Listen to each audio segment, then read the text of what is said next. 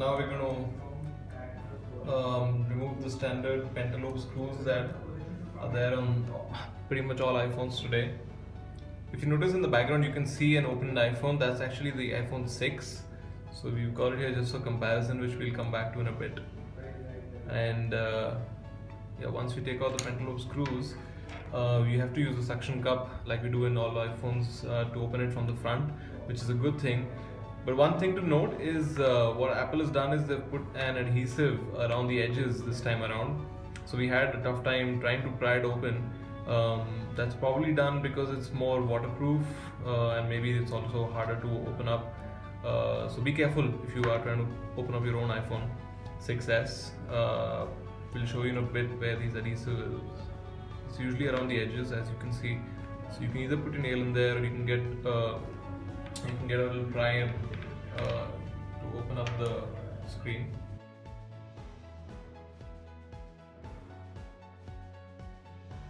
If you use a pry tool, just insert it inside, and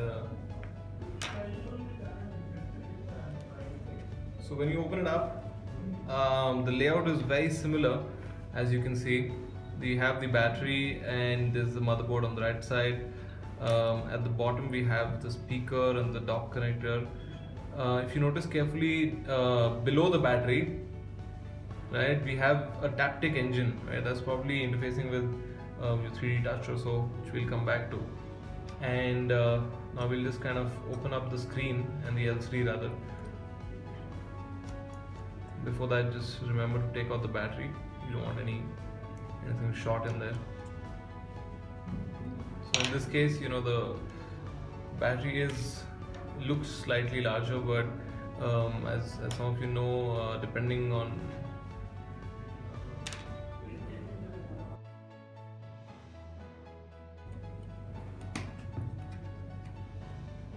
as some of you know that the capacity of the battery is actually a little lower than the iPhone 6.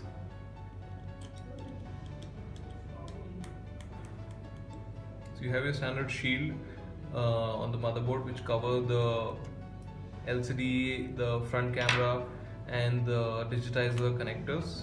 So just use an anti-static tool, preferably like the one that we have, to disconnect. Use an anti-static tool like the ones we have to disconnect the clips.